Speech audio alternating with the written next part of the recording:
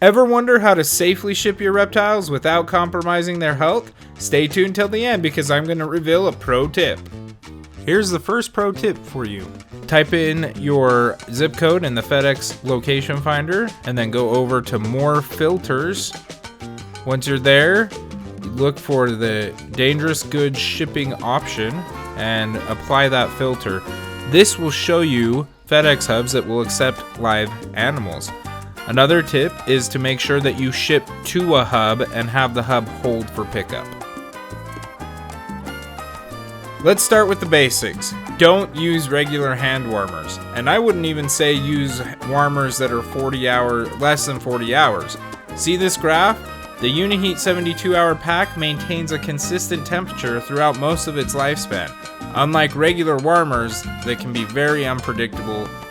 Once I open the warmer, I wrap it in a towel, and this helps the pack activate and heat up efficiently. I tape it up, and then I start by drilling 4 1/4 inch holes.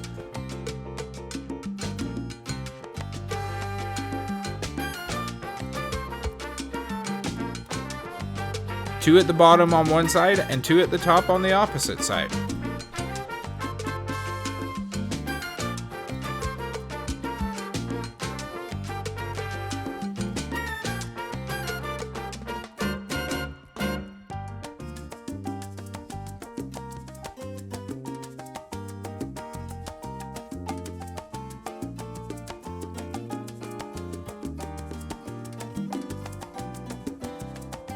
For added insulation, I have this pre-formed foam box. I put 3 holes in this one, 1 at the bottom on one side and 2 at the top on the opposite side.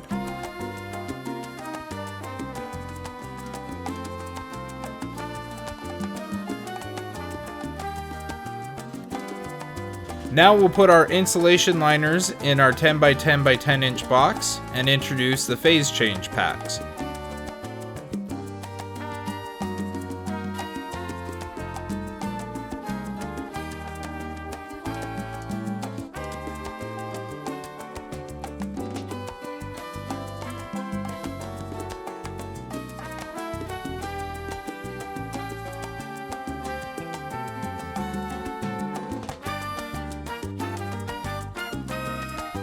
We put these packs in warm water until they turn into a liquid.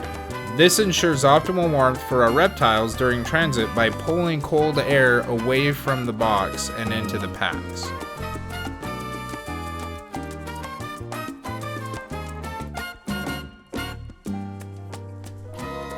Now back to our box, we're going to go ahead and drill holes again through the holes we already drilled, but this time we're going to put the holes through the foam liner as well.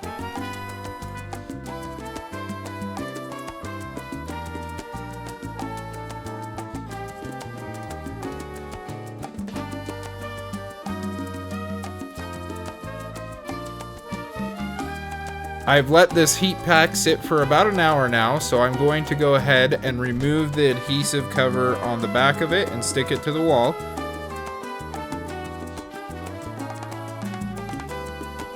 But don't rely on that adhesive cover to hold. So we're going to take a couple of pieces of tape and tape it to the wall as well, making sure not to cover the red line. Next, we're going to label the box. This is important to help the handlers that are shipping your animal know what's inside. So I like to put live animal on every side of the box because it's just a little bit of marker. And I also put the tracking ID number right onto the box and marker because, and here's a pro tip, if the shipping label falls off, the shipper will then easily be able to identify the package, get a new label on it, and keep it going through transit. Now for our reptile friends. These are my red Ackies that I'm shipping out today, 3 of them. I put them in the deli cups. These deli cups have holes in the side, and this is important because they'll be stacked on top of each other. If the holes were in the top, you could cut off air, but with the holes on the side, they can stack comfortably. I put paper towels at the bottom to absorb any messes, seal up the deli cups, place them in the pre-formed foam box.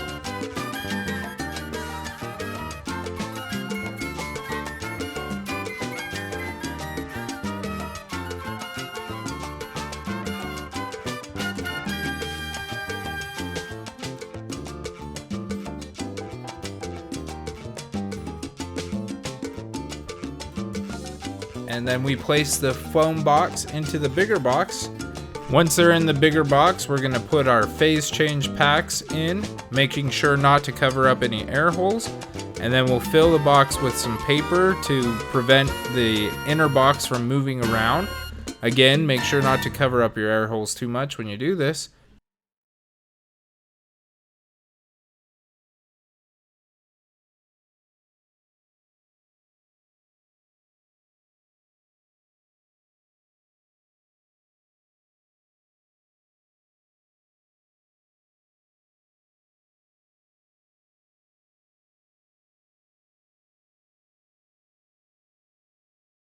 And for the final touch, let's tape up the outer box securely, making sure not to cover the air holes. And there you have it. With the right tools and a bit of care, shipping reptiles can be safe and stress-free.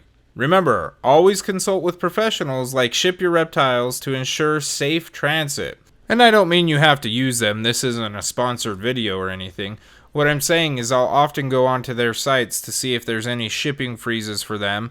For example, bad weather or holidays or things like that. That way, I know when I'm shipping, it's an appropriate and safe time to do so. If you found this video helpful, give it a thumbs up, subscribe, hit the bell icon, and until next time, keep those scales safe.